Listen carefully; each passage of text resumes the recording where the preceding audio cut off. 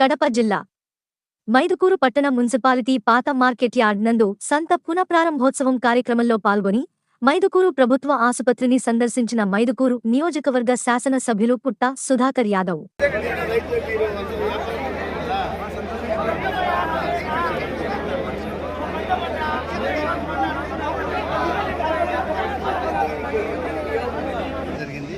మీరు ఎంఆర్ఓని అడిగి మీకు ఎన్ని ట్రిప్పులు కావాలా, 10 కావాలన్నా, 20 కావాలన్నా, 30 కావాలన్నా మీరు వాళ్ళని అడిగితేగినా వాళ్ళు పర్మిషన్ ఇస్తారు. మీరు సొంతంగానే పోయి మీకు మందు ఎక్కడ దొరికితే అక్కడ తీసుకొచ్చుకునేకి ఎవరు ఎటువంటి ఆటంకం ఉండకూడదని చెప్పి నేను వాళ్ళకి చెప్పడం జరిగింది. ఎందుకంటే ఇది వ్యాపారం చేసుకోకూడదు. వ్యాపారాన్ని అరికట్టాలనే ఉద్దేశంతోనే వ్యాపారం చేసుకోకుండా ఎవరికి అవసరం ఉందో అవసరం ఉన్నటువంటి వాళ్ళే ఒక ట్రాక్టర్ పెట్టుకొని తోలుకునేకి అనుమతులు ఇస్తారు. ఖచ్చితంగా నేను కావాలంటే మళ్ళీ 100 రూపాయలు పెట్టుకోవాలా, 200 రూపాయలు నష్టం వచ్చేది. అక్కడ మాకు తాగేదానికి నీళ్లు కానీ ఏమి వస్తువులు లేవు అని నన్ను చాలామంది వచ్చి అడిగారు. అడిగేప్పుడు నేను పరిశీలించిన తర్వాత ఇది చాలా అన్యాయము. వాళ్ళ స్వార్థం కోసం ఈ సంతాన్ని తీసుకుని అక్కడ పెట్టడం జరిగింది. దానికోసం ఫస్ట్ అజెండాలోనే మైదుకూరు మన మున్సిపాలిటీ మీటింగ్ జరిగినప్పుడు ఫస్ట్ అజెండాలోనే సంతను ఖచ్చితంగా మాట చెప్పిన ప్రకారం మళ్ళీ పాత ప్లేస్కి తీసుకురావాలని చెప్పి అనుకున్నాం. అందరూ ఆమోదించింది, ఎవరైనా వ్యతిరేకించకుండా ఖచ్చితంగా ఇది మంచి పని అని చెప్పి ఆమోదించినారు. దాని మూలంగా ఈరోజు సంత వచ్చింది.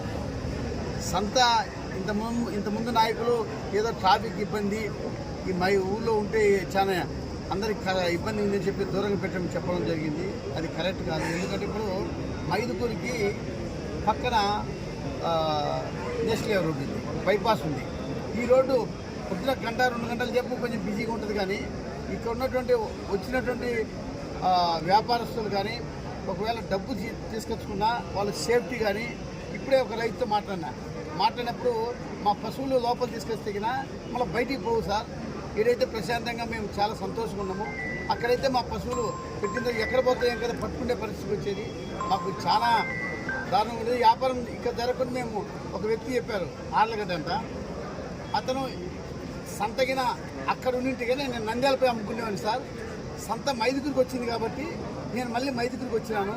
కాబట్టి దీనివల్ల మనం వ్యాపారం కూడా తగ్గిపోయింది. మన రావాల్సిన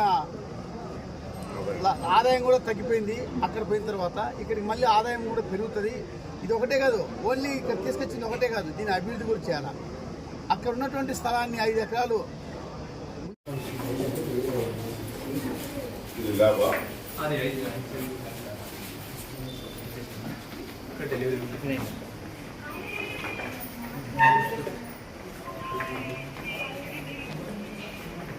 చూపండి. ఎన్నో చూడండి కదా, నేను 2 years